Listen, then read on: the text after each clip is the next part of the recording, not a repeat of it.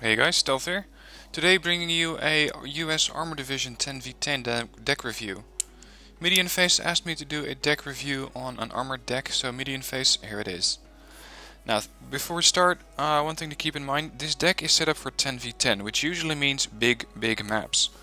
And an Armor Division, in my opinion, is supposed to be always on the move. It doesn't go back to base to rearm and refuel. So that is why in the Logistics tab I do not bring an FOB in this deck. I don't want to have to be bogged down, at least mentally, with my units going back and forth between an FOB to get refueled. So I haven't brought an FOB and instead decided to go with more supply units. So for supplying the front line quickly, I have 8 Super Chinooks, and these give me 2500 liters of supplies each. This gives me about 20,000 liters of supplies to bring to the front line, and I'll probably need quite a bit of this because a US armor deck, or any armor deck for that matter, is pretty resource intensive in the sense that most tanks don't have a 700 kilometer autonomy, and that most tanks do require quite a bit of supplies to repair themselves. So this is why I picked a lot of Chinooks. Now, if for some reason I run out of Chinooks, or if I have a section of my deck which is a bit slower, which might need some fuel, I also have these Hammets. Now, I recently looked up what this stands for, and this is High Expanded Mobility Tactical Truck. So if you were ever wondering, that's what it stands for. These things, I have 6 of these per card, so I got 12 cards or 12 units carrying another 2400 liters of supplies, so I got about 45,000 liters of supplies, which should be plenty to get this deck going. For command vehicles, I have the M151A1 CP, and this is just your standard command jeep, nothing special about this. I would have liked to bring a Humvee. But unfortunately they're not available to the armored deck, otherwise it would be here. Next up, the Infantry tab. In the Infantry tab I use 2 cards of Stingers, because helicopter and airborne decks are mostly the biggest threat to a tank deck. Because a tank deck, of course, tanks are pretty damn strong when they're on the ground, but the moment they take fire from above, so it be from an aircraft such as an airplane or a helicopter, they do start to take quite a bit of damage. So having a good air defense is crucial. Now, for that reason I'm using the LAAD Stinger Cs, or sorry, LAAD of course, Light Anti-Air Defense, I think. These Stingers have 70% accuracy, 2275 meter range with 5 HE power. They carry 6 missiles each, so this should give me quite a bit of missiles, and if I can keep a Hammet nearby or even a Chinook, I can keep these guys going. Now, I bring these guys in M113 A3s. You could also go for the A1 version, but I found there's barely any difference. The only change is armor. And I'm really not sure why they allow you to pick a vehicle like the A3, which has exactly the same armor specs for the same price. Or sorry, which has better armor specs for the same price. I really don't get it. But it's fine, I'll take it. So these things have some protection. They have 2 frontal armor and 2 side. I do have to be a bit careful with these things. But the moment they can get into position on hilltops, in forests or in buildings, they can really help my tanks out. Next, a crucial element of my deck is the Bradley, because where tanks are very good against vehicles and other tanks, they are not so good against infantry, and that is where a good number of Bradleys will help them out. Those autocannons, those Bushmasters will really chew through any of the infantry they come up against. And this is why I decided to pick Bradleys, and mostly the higher end Bradleys. And it's most like I picked this card for the Bradley and I happen to get riflemen with them. Because the riflemen themselves aren't very good. They're just standard guys, M16 and a static M60, so you cannot even CQC with it. You cannot go with the same within the same city block and fight it out. But then again, that's not what this deck is designed for. This deck is designed to be a heavily armored fist to punch through enemy lines while other players take up the urban areas. So I have 13 cards or 13 units of M2 Bradleys. This is the standard Bradley, and for 25 points you get an incredibly good vehicle. Frontal armor is pretty good. You get 2 frontal armor for 25 points.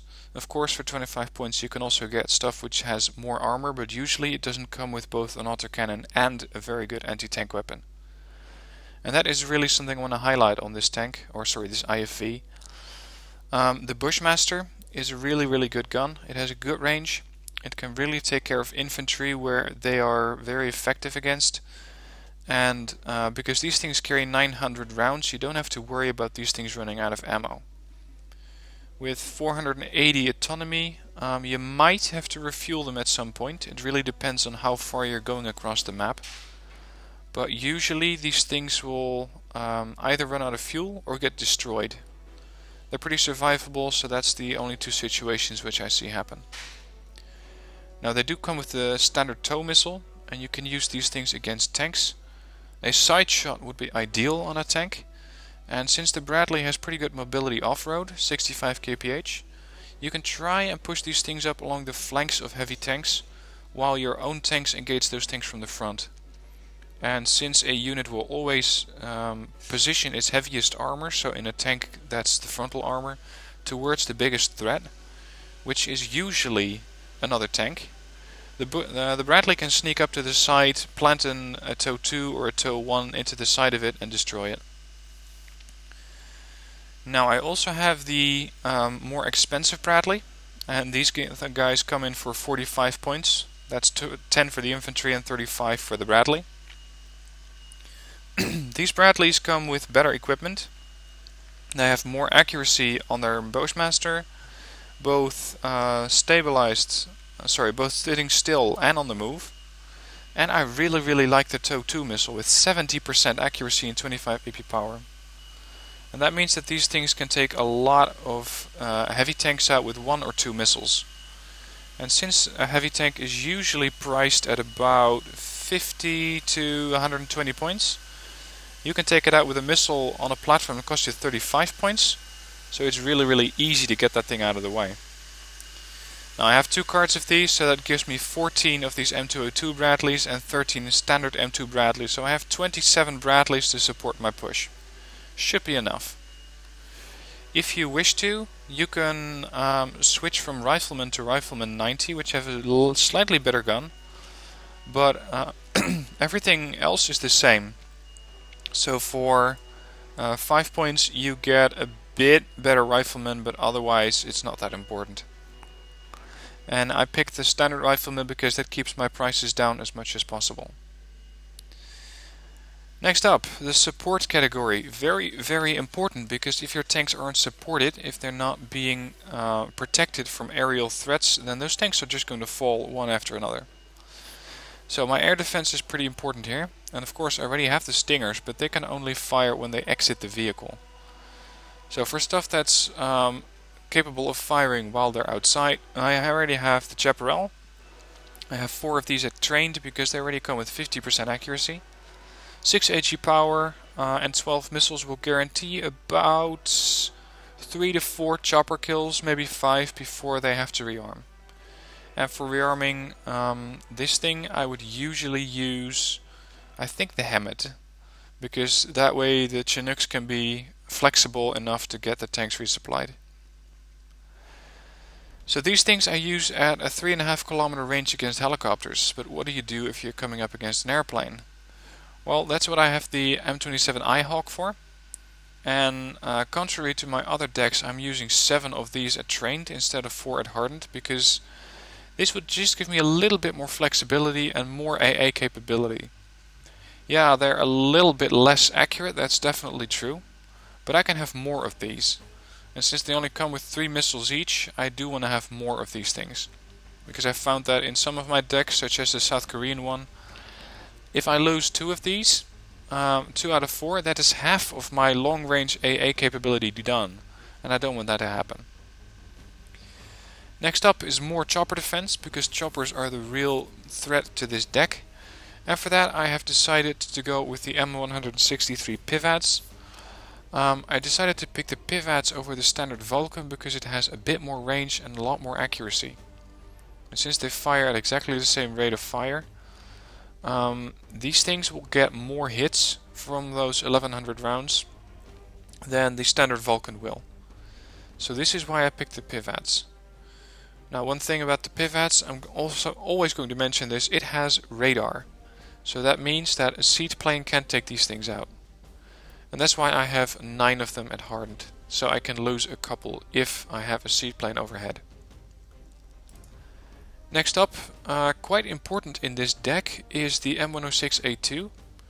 This is a mortar carrier. I have 7 of these guys, and I can use these mortar carriers to dislodge infantry from either forests or towns, or just bypass the town completely by smoking it. If you've never done this, you can put smoke screens down with these things and with any other artillery, so long as it's not an MLRS, usually.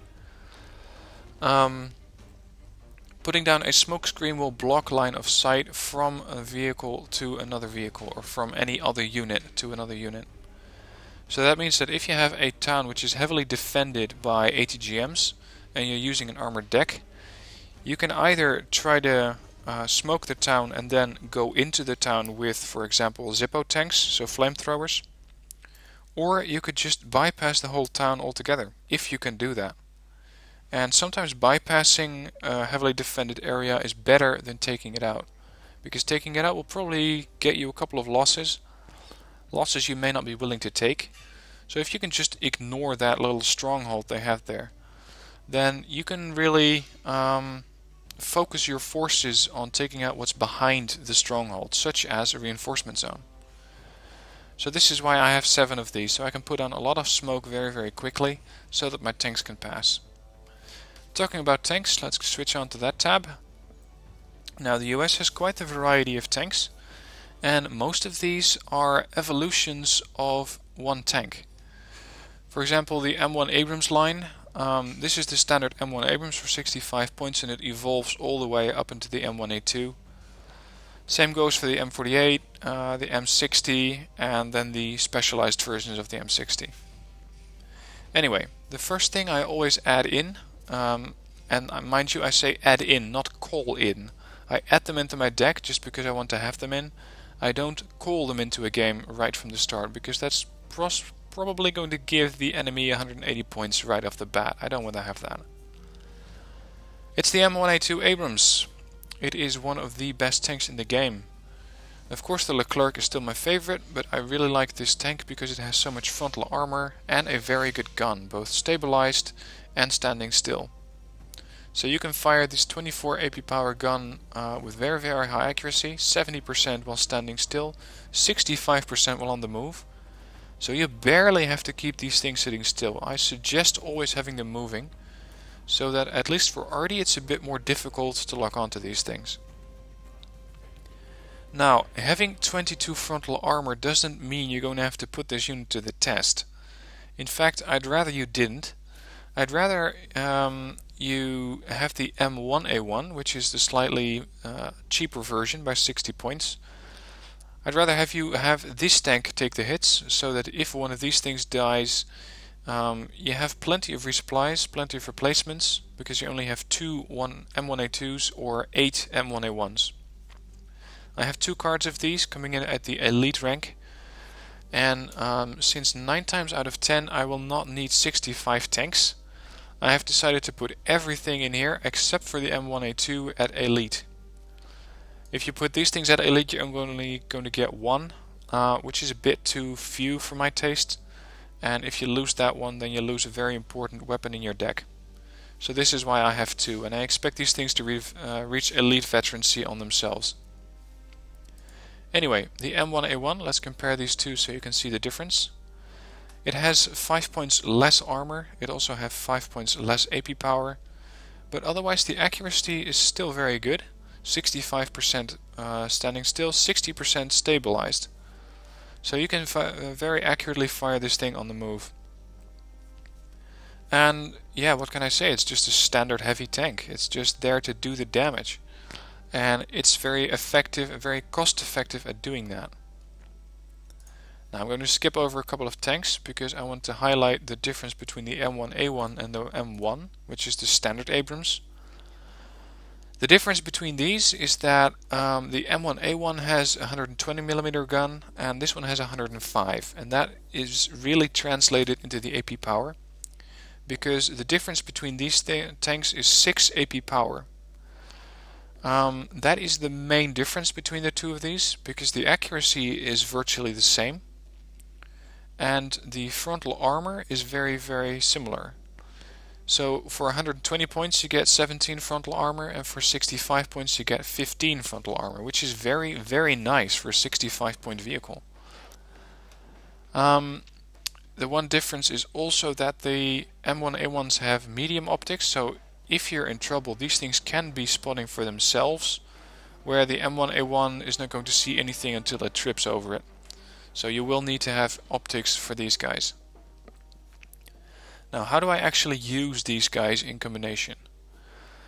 Usually I will have M1A1 Abrams at the front, taking the damage with their 17 armor. Then I'll have them supported by M1A1s, by these standard M1s. And a little bit after that the M1A2 comes in.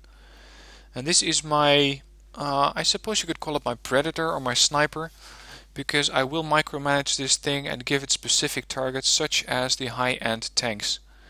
And you can think of T90s, T80Us, T80BUs, T72, 1987s, stuff like that. Very heavy threats which other tanks can damage, but which the M1A2 can probably destroy pretty quickly. So that is my tank on tank force. I also have the M1A1HA, and this is very, very similar to the M1A1, it just has a bit more armor. The M1A1HA, which might stand for heavy armor, I'm not sure. It has 3 more armor. Otherwise, its specs are mostly the same. So you're going to get a bit more survivability. Now, if you're facing a lot of tanks, then I would call in the M1A1HA, because this thing has just a slightly bit more survivability than the M1A1. So this is how I use these guys in combination. A typical push for me might look like this. I would have, say, 2 to 3 of these tanks, then 3 or 4 M1s. Now try to keep these in groups of 2 so that they don't get wiped out by one cluster munition strike. I'd have 1 or 2 of these things, and then 1 M1A2. So that would be my push. And of course I'm not counting anything of the support category just yet, or the other tanks, but they will also play a role. Now let's have a look at those other tanks. I have the M8, which is, I mean, just look at the size of this thing. This is the Abrams and this is the M8.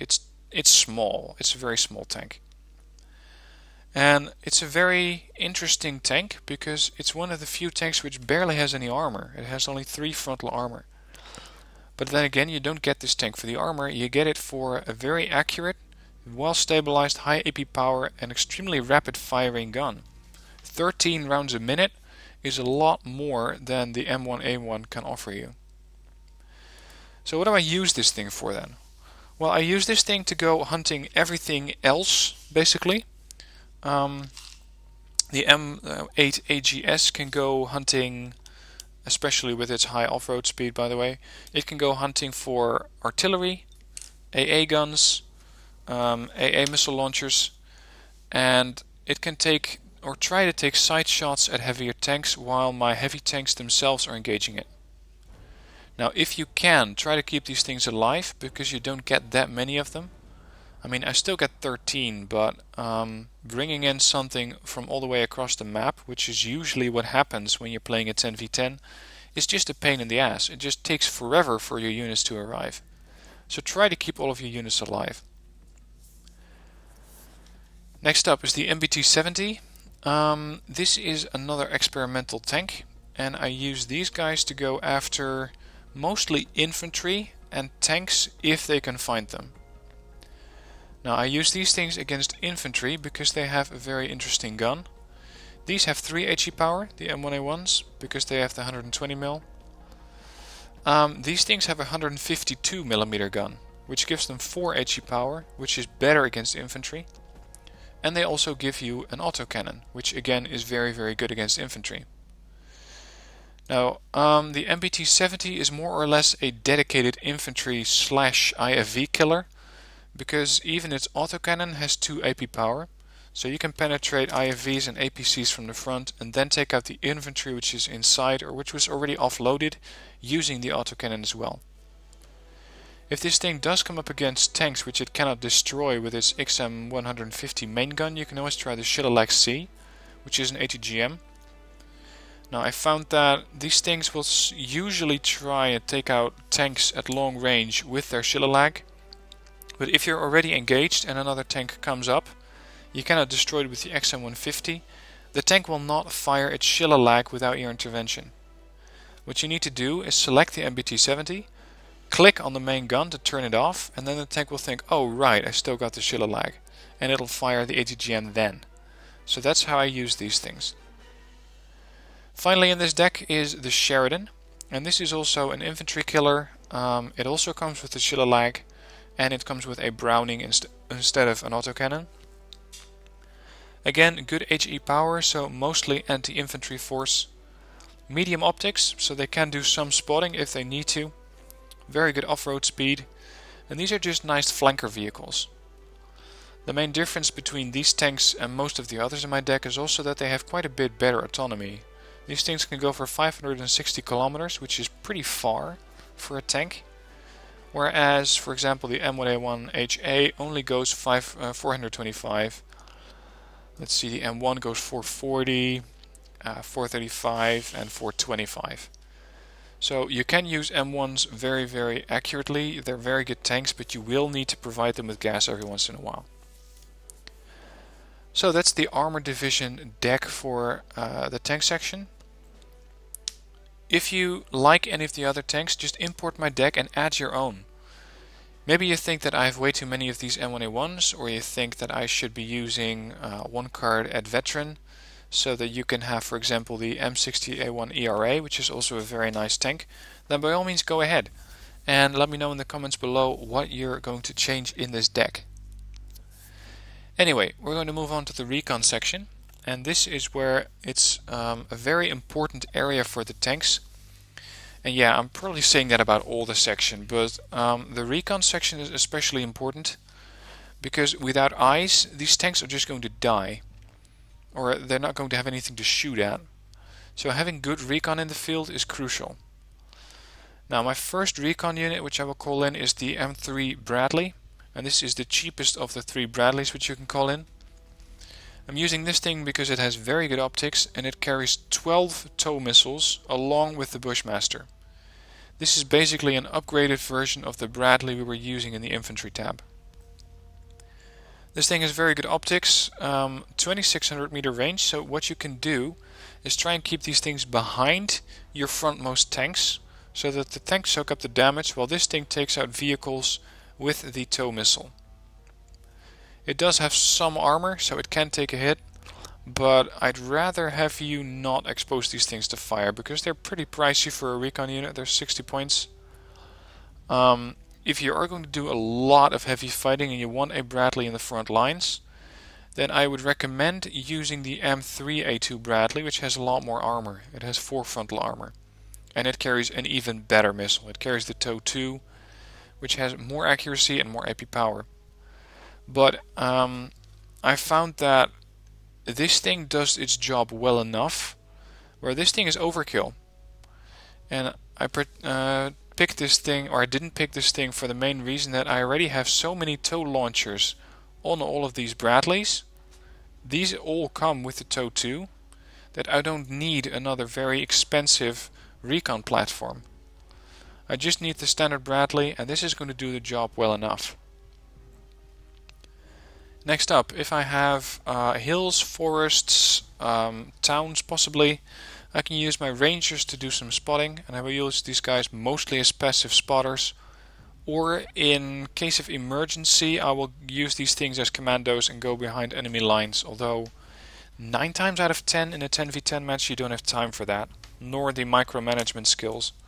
I mean, Everything is going on at the map. You need to pay attention to everything, and you really don't have time to micromanage stuff to go after, to go behind the lines. Next up is the Kiowa, and the Kiowa is of course the only recon chopper that this deck gets, unfortunately. I would like to have one of the other Kiowas, because they also come with stuff like Hellfire missiles. Whether they're fire and forget or semi-active, I don't care. But I do like the Hellfires on those, because they can take out some of the heavier tanks. Anyway, I get 7 Kiowas at trained. I think 4 at hardened would be enough. But 7 at trained will have to do. Very good optics, very small size, which means they're pretty hard to lock onto. And they go 220 kph, which is pretty slow for a recon chopper. Of course, there are some nations which have even slower choppers, but I'm really used to the 260 to 300 kph recon units that the other nations get. Now finally in this section I have the M551 TTS, and this is my scout tank. The US, unlike for example West Germany, doesn't get any dedicated scout tanks, so this is the best thing you have. And this thing is actually an upgraded version of the Sheridan. It is just exactly the same tank. The only difference is medium optics, which have been switched out for very good optics. Again, use these things in an anti-infantry role, using that 4 HE power.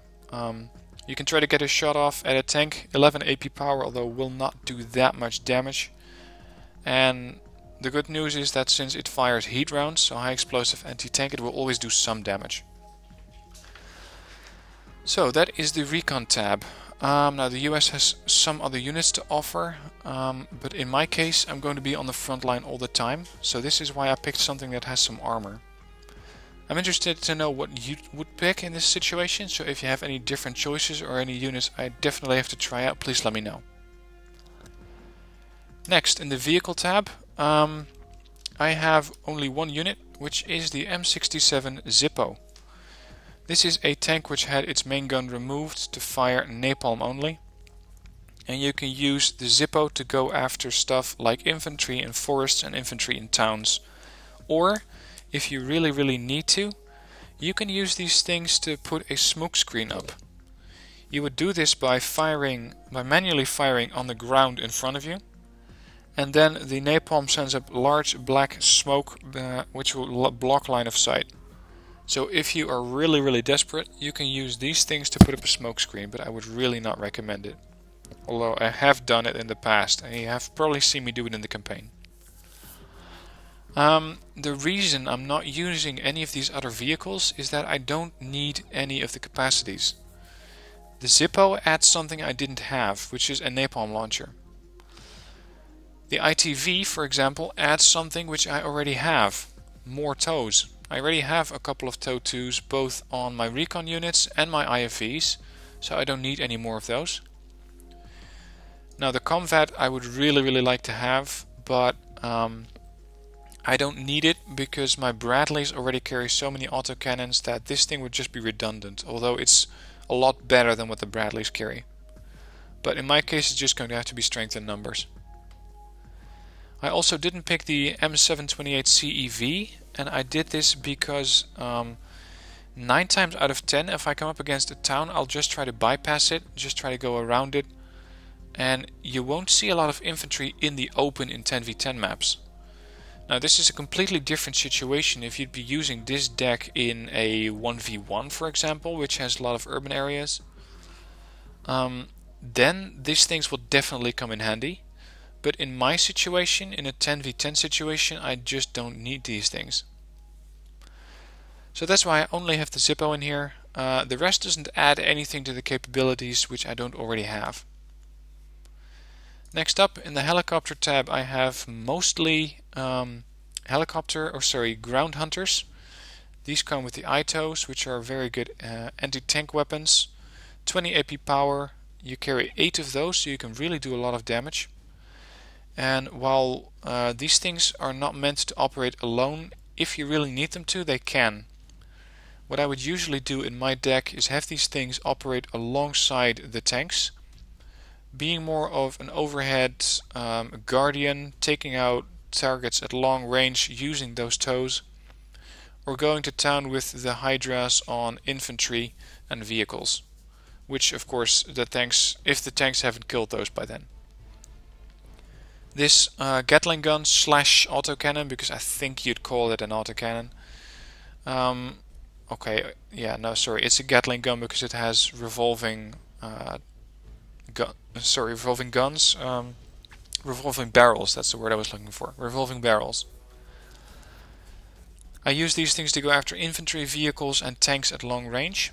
And for closer support I have the AH-1E, which carries the standard tow. It carries 4 of those, but I can have more of them at hardened for a slightly cheaper cost.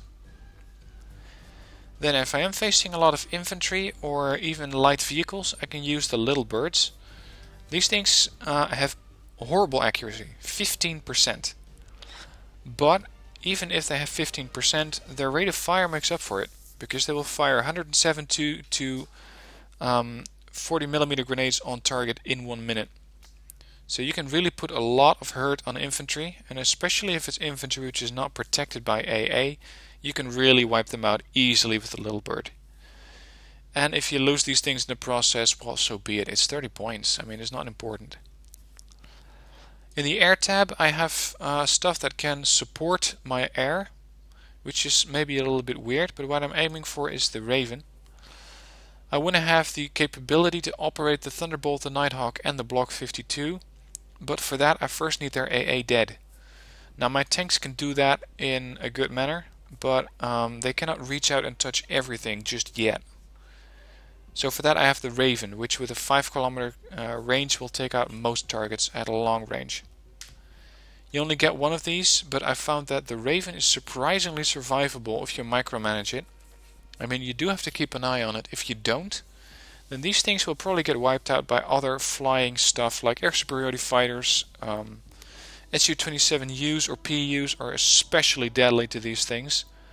So once you see these things, once you see the enemy call in an air superiority fighter, get these things out of there. Anyway, once the AA is dead, I can call in my Thunderbolt, which is my combat air support, or also known as combat air patrol. You use these things to go tank hunting. That is really the role they were designed for. And these Mavericks will do a beautiful job. With 26 AP power, they can really come in and take out a heavy tank. They can also use their Avenger cannon to go after most tanks. With 6 AP power, they'll do a lot of damage to those. But mostly they're very good against vehicles.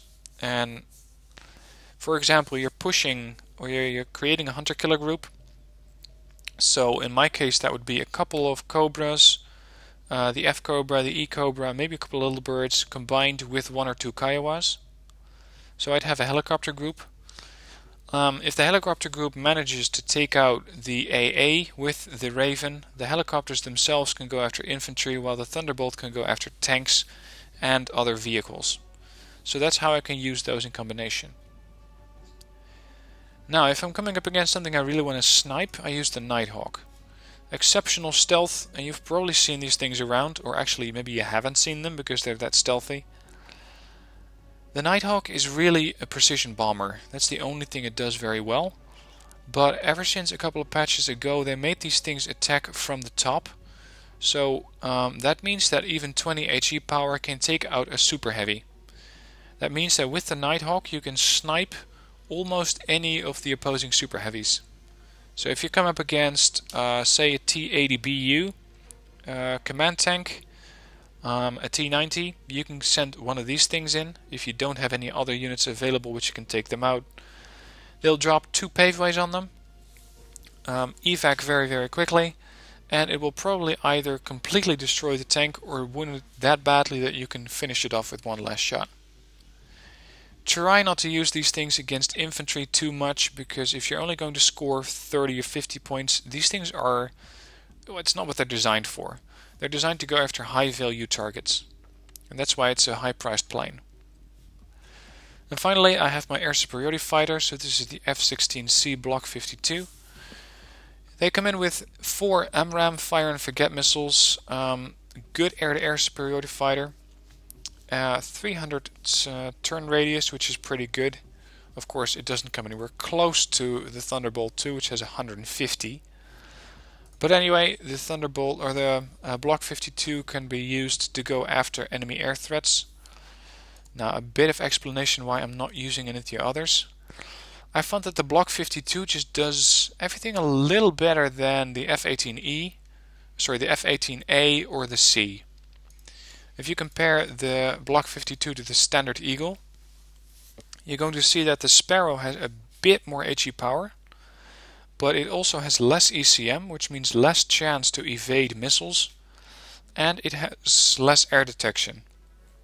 It also has a slightly bigger turn radius, so you'll need a bit more maneuverability or a bit more maneuvering room to come up against or behind the other air superiority fighter or plane and then fire the missiles.